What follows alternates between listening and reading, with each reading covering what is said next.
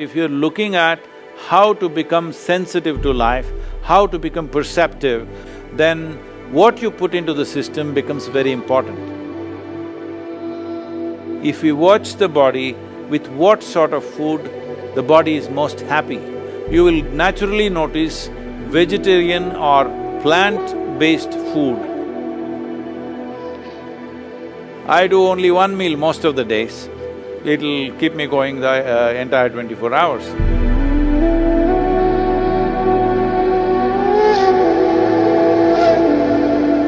So, could you just explain to me why so many people in India are vegetarian and the importance of food and fruit in your general day-to-day life? Right now, approximately 38% of India's population are pure vegetarians traditionally it's like that. Let's say about 50 years ago, nearly 60% were vegetarians, but Western educated doctors have been telling people, if you don't eat meat, you won't get nourishment, you have to eat some meat. So, because of that, some meat has come in, but still in India, meat eating is not like how it's in the West. It is only a side dish, even for non-vegetarian people, it's only a side dish. But why vegetarianism is, we see if your survival is under threat, your entire life is about survival. Once survival is taken care of, now you wonder, what is this all about? Because when survival is in question, it looks like when your survival is fulfilled, everything is going to be great. But once survival is taken care of, you realize that is not the truth. Your life is longing for something else.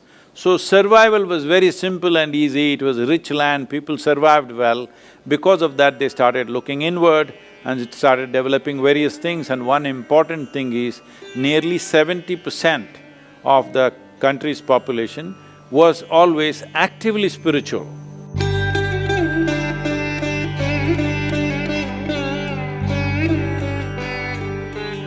Turning inward was an important part of life. Because of this, when they turned inward, they realized that what they eat matters. If you just want to be all beefy brawn, then you can eat lot of meat and just grow muscles and fight with each other.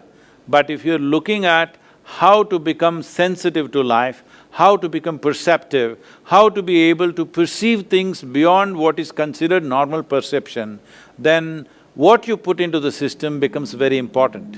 So what is it that passes through the system with least amount of resistance, with least amount of struggle in the body?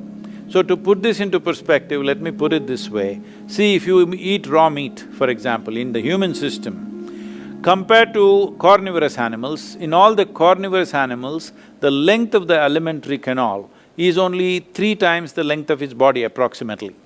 In all the herbivores, the length of the alimentary canal is 5 to 6 times the length of the body.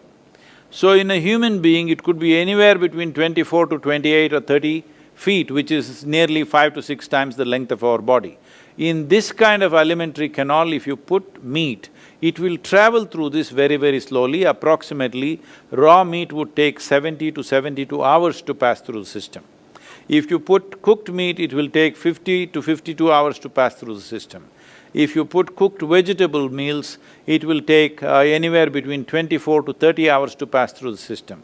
If you put raw vegetables into the system, it will take 12 to 15 hours to pass through the system.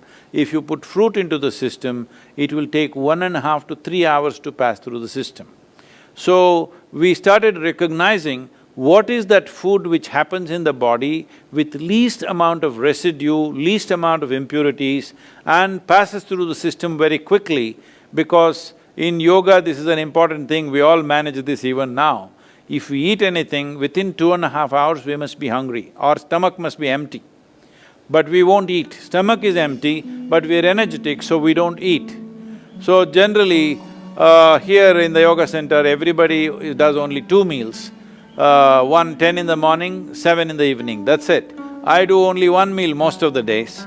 If I'm traveling, I may do something else a little bit, but otherwise generally if I am home, I do only 1 meal. So is that in the morning or the evening? I'm just curious. Generally for me, it is 4:35 in the evening. It'll keep me going the entire 24 hours. It's not like a rule, it is just that is the need. So suppose there is a lot of physical activity on a certain day, then you may eat a small breakfast or you may eat a fruit or something like that. Food is not to be made into a philosophy or a kind of a religious process. Food is the requirement of the body. If we watch the body, with what sort of food the body is most happy, body is most at ease, you will naturally notice vegetarian or plant-based food, body is most comfortable and is at ease. It is flexible, it is at ease, it has less to process on a daily basis. So, naturally, those who observed the nature of their own bodies naturally became vegetarian. When survival was a question, hunting and eating whatever you kill was a natural process. But once society settled down, they could grow what they want as they observed themselves more and more, and life became not about survival, but about enhancing one's life to higher levels of perception and experience. Then turning vegetarian will naturally become… it's a natural process, it is bound to happen everywhere.